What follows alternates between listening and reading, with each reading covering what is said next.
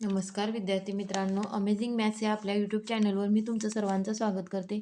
तर पहा, आपण इयत्ता 10वीसाठी मॅथ्स सेकंडचे फॉर्म्युले एकत्र केलेले आहेत. तर 10वीच्या बोर्ड परीक्षेसाठी तुम्हाला उपयुक्त ठरतील. या सब्जेक्टचा पहिला चॅप्टर आहे बघा, सिमिलॅरिटी. तर सिमिलॅरिटीमध्ये आपल्याला area of triangle is equal to half into height into base हा फॉर्म्युला वापरून क्वेश्चन सॉल्व करता येतो. पायथागोरस थेरम हा सेकंड चॅप्टर आहे. त्याच्यामध्ये बघा, hypotenuse square is equal to 1 side square plus 2 side square हा फॉर्म्युला आहे. थर्ड चॅप्टर आहे सर्कल. सर्कलमध्ये बघा, area of circle is equal to pi R square. Circumference सर्कलचा सर्कम्फरन्स काय असतो तर 2 पाय आर असतो. सर्कलची डायमीटर ही रेडियसच्या निम्मी असते. जॉमेट्रिक कन्स्ट्रक्शनमध्ये आपल्याला काय फॉर्म्युले नाहीत, तुम्हाला नुसते काय करायचं आहे, डायग्रॅमचं कन्स्ट्रक्शन करायचं आहे. कोऑर्डिनेट जॉमेट्रीमध्ये बघा, पहिला आहे तो डिस्टन्स फॉर्म्युला आहे. डिस्टन्स फॉर्म्युला हा ए आणि बी या दोन पॉईंटमध्ये काढायचा असेल तर त्यांचे पॉईंट x1 y1 आणि x2 y2 असतील तर बघा, फॉर्म्युला काय, square root of in bracket x2 - x1 bracket square plus in bracket y2 - y1 bracket square हा फॉर्म्युला आहे. सेकंड फॉर्म्युला आहे बघा, सेक्शन फॉर्म्युला. तर यम आणि एन ह्या दोन रेशोमध्ये त्यांचं सेक्शन झालेलं असतं लाईनचं. त्यावेळेला section formula x is equal to mx2 plus nx1 upon m plus n आणि y is equal to my2 plus ny1 upon m plus n.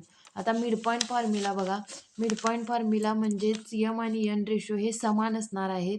म्हणजे समानमध्ये सेक्शन झालेलं असणार आहे त्या लाईनचं. त्यावेळेला x is equal to x2 plus x1 छेद 2 आणि y इज इक्वल टू y2 प्लस y1 अपॉन 2 हा फॉर्म्युला वापरून तुम्ही काय करू शकता, मिड पॉईंट काढू शकता.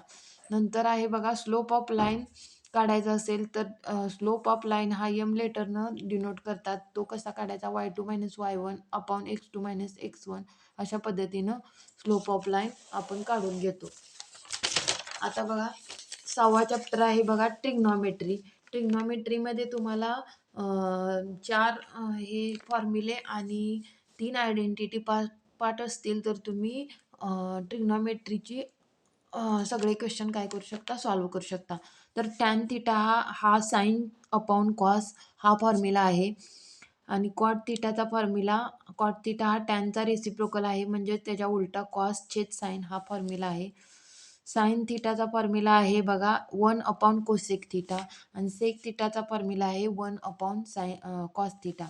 3 आयडेंटिटीज आहेत, हे आपल्याला क्वेश्चन सॉल्व करण्यासाठी लागतात. Sine square theta plus cos square theta is equal to 1. 1 plus tan square theta is equal to sec square theta. 1 plus cot square theta is equal to cosec square theta.